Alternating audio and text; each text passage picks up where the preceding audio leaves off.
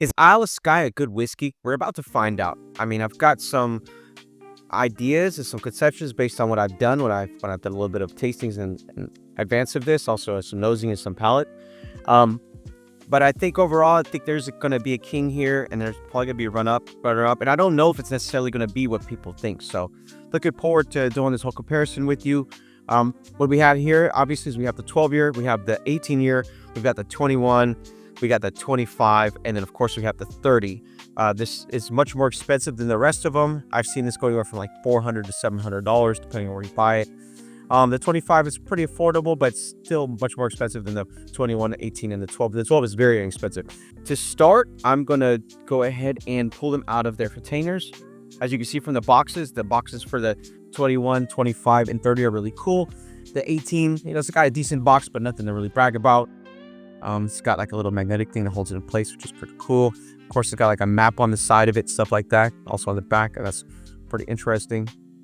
I already did a full review on this 21-year, so that's the reason why this bottle doesn't have much in it.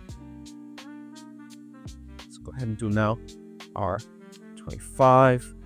It's a little bit of a larger box, a little bit more gold on it and stuff like that, which makes that nice. But overall, it's pretty similar to the 21. And then, of course, you get over to this 30-year, and wow, that's real wood. Real wood, smells amazing, and a ton of amazing work on it. We just got that, nice wood smell. Awesome. Like I said, real wood. As you can see, it's got a bunch of really cool stuff on it with like mapping and all that. So really awesome stuff. And of course, once again, this magnet holder to hold it in place. The color on it, they actually do chill filtering, and they do add a little bit of plain caramel coloring. So as you can see, there's a little bit of color here. We'll move the glasses out of the way so you can see that. But, it's got a very similar color. You're going to get more dark over here on the 25 and the 30. Of course, that comes with age, but, in the 12, 18, and 21, they look very similar, almost identical. So, not much to say there when it comes to color, but I'm going to pour it up as well, and that way we can see it side to side, and we can make that determination for ourselves if we think that the coloring that they added made it a little bit too normalized, which I'm not so into. I'm started to lean more and more towards not chill filtering, and also because I like that fattiness. I like the oils and the fattiness that's left over. And then I don't think I need much coloring because I like the significant difference of color. When I did the Glenmorangie review, that was great because you really got to see the changes in color based on the age and the way that they did it in the processes when they finished in their cask. So that's the 12-year. This is the 18-year. Let's get this 21-year. I think the 21-year's got a little bit of color change, but not very much. And of course, I'm going to do this 25-year. The 25-year seems a slight difference in there. The 30-year, it's much more.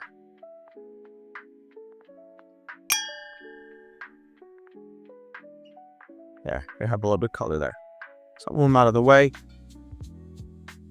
Set them up side by side, get them as close as possible. So you can really see the differences. And you're going to see very little here, just until you get to the 25, 30 or so. Not much going on in terms of color. But now I'm going to go ahead and put these on my palette. And I'm going to go in between each one, tell you what I think about it, and then we're going to end up with some kind of a winner. I think I kind of know what it is, but let's go through the whole process to be sure. Now let's put the 12-year on first. And honestly, is this any good, the 12-year compared to the others? I think between these three, it kind of is okay, especially for the price.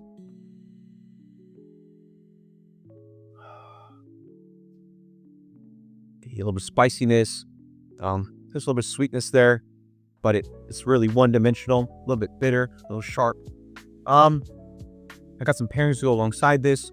Some chocolates, some chocolate pretzels, some nuts, some almonds that have like a sriracha sauce on them, or a sriracha seasoning. A little bit of Colby Jack cheddar, and then this crunch munch, and then this is called a Muddy Buddy from Chex. It's pretty good with a little peanut butter and stuff like that.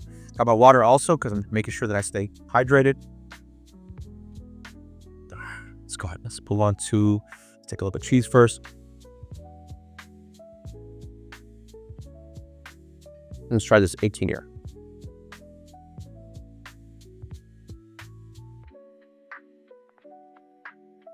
It elevates a slight bit over the 12, but very similar tasting notes, very similar flavoring, and still got that bitterness and a little bit of that sharpness that causes a little bit of a burn.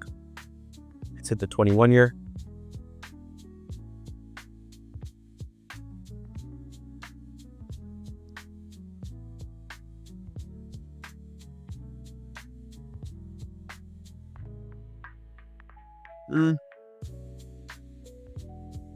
It elevates a lot more from the 18 to 21-year. I think that's a pretty good buy, pretty good find. I would say that it's still got fruitiness. I would say it's almost building up a little bit of smoke and oak and a little bit of spiciness. Now let's hit this 25-year. Give myself a little bit of this Muddy Buddy and some water.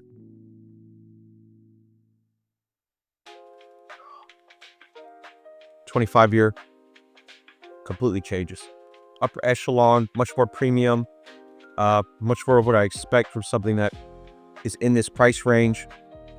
Really good, actually. Really amazing. You see a lot more of the tropical fruits come out. You see a lot more of the boldness there. You see even a little more oil, which I like because the age pulls the oil out of the wood. That's there. Do this 30-year. Let's get ourselves some of these almonds with the sriracha seasoning. The wood and the water. And let's go ahead and give it a try. I'm happy about this because is this going to be worth it? Is it going to be that great compared to these, especially with the price point? I'm about to find out.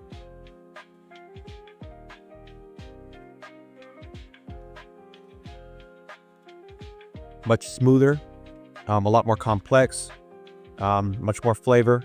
The fruits come out much more, and subtle differences.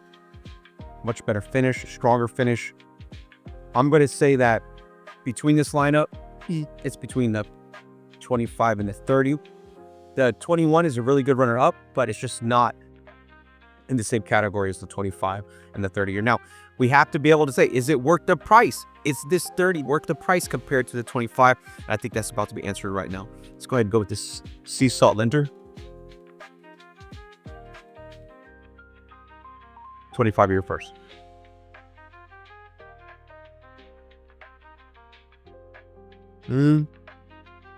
She's really nice.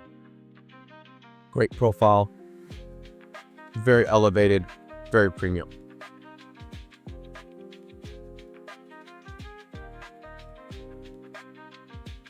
I'm going to say that 25-year takes it. It's just a really good, well-rounded whiskey. And in this grouping for this price point, amazing, good stuff. So the 25-year is my winner, and I think you might think the same. Try them out. Let me know. Hit the subscribe button. Share with your friends. Also comment. Let me know what your thoughts are as well, because I'm always interested to find out more. Take care.